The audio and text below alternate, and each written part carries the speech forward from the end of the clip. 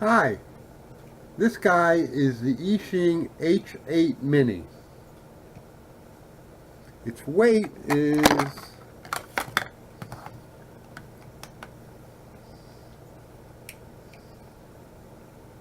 without the battery 17 grams. Its size is motor to motor, small guy. It's about 75 millimeters. It has a 3.7 150 milliamp battery that it comes with. I fly it with these 260s. These 260s fit in there very well, and you get an extra 2 minutes of flight time with the 260s. The remote control takes 3 AAA batteries. I don't fly it with this remote, it's just too small for my hands.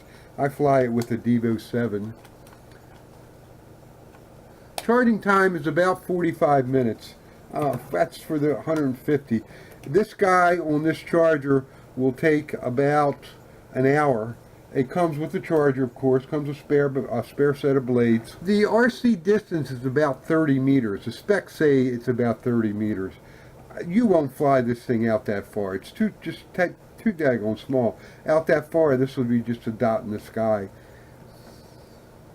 Has a crazy, super fast yaw rate in the high rate, and I'll show you that when I get to the flying footage. Has headless mode, which I never use. Has one key return. It doesn't have a GPS, so one key return is based on the compass, and it's not the greatest. I don't use it. It has 6 axes, of course. It's auto stabilizer. It can flip in all 4 directions. It's lightweight. It is very durable.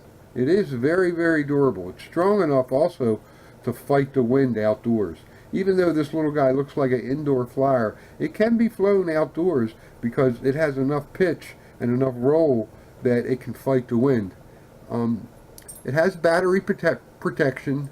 Let's go and do some flying and we'll see how it performs. This is the indoor flight review of the H8 Mini. Let me adjust my hat cam. This is a 260 milliamp battery. See that it fits in there real nice and snug. No problems. Power it up.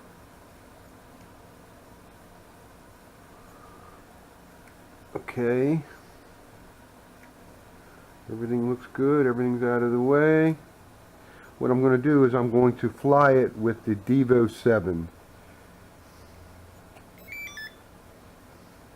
I already have the Devo 7 set up for it, so it should bound.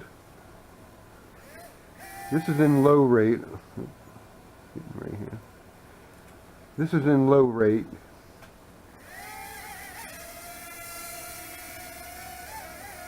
Here's the pitch in low rate. I have real docile in low rate. Here's the yaw in low rate.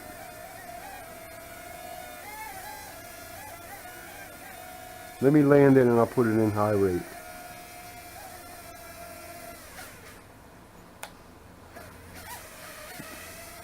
What I want to show you is in high rate, the yaw is incredible. You can fly it though. You can fly it in high rate because the yaw is proportional. Meaning if you just use the stick a little bit, the yaw just turns a little bit. The LEDs are nice on this thing. What I want to do is let's do a flight outdoor at night and I'll show you how the LEDs perform. This concludes the indoor flight review of the H8 Mini. This is the night flight of the H8 Mini. Let me power him up. See that the lights are very good, very bright, good night flyer. Put him down. I'm going to fly it with my Devo 7, power it up.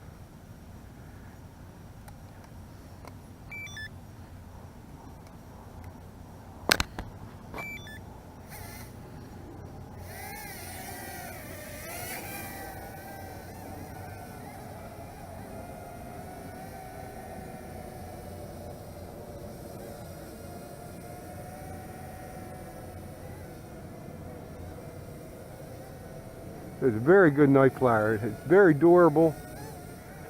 I just wish that they would put the lights on the correct way, with the blue being in the front.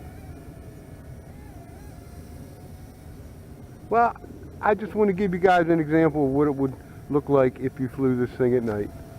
I'm going to show you the crazy yaw at night. It's really cool. Let me get it up a little higher.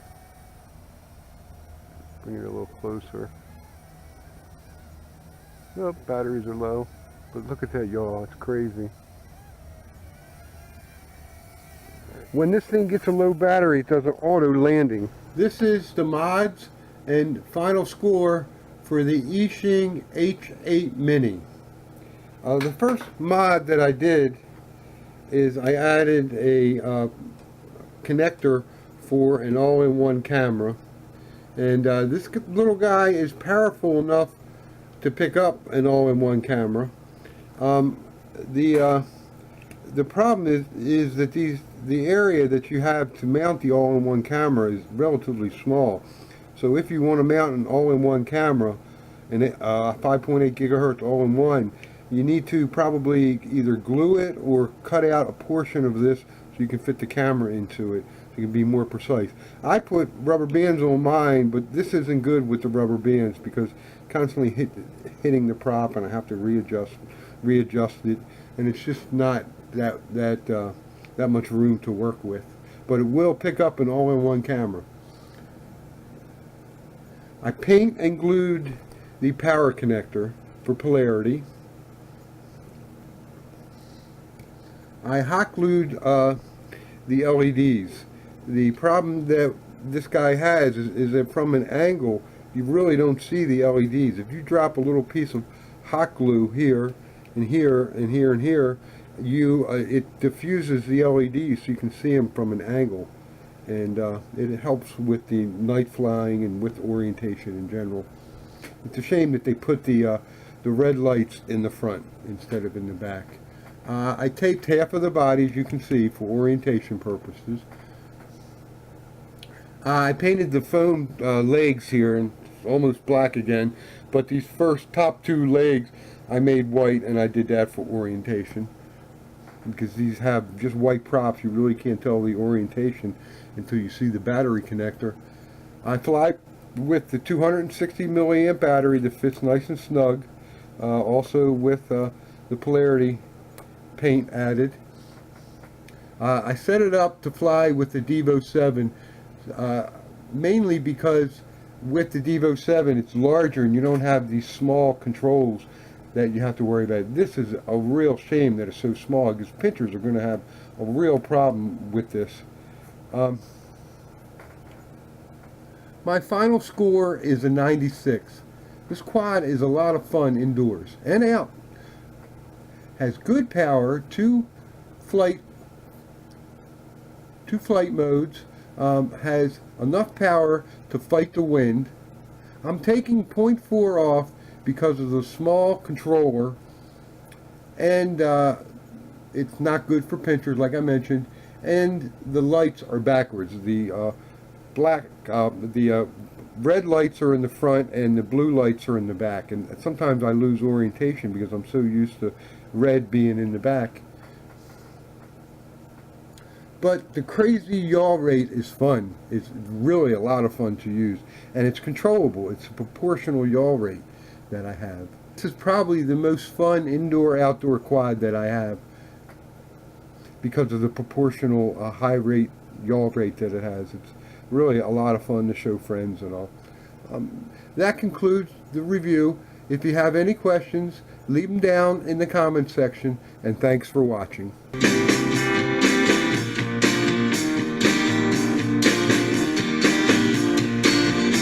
Please click on the like button, comment, and subscribe.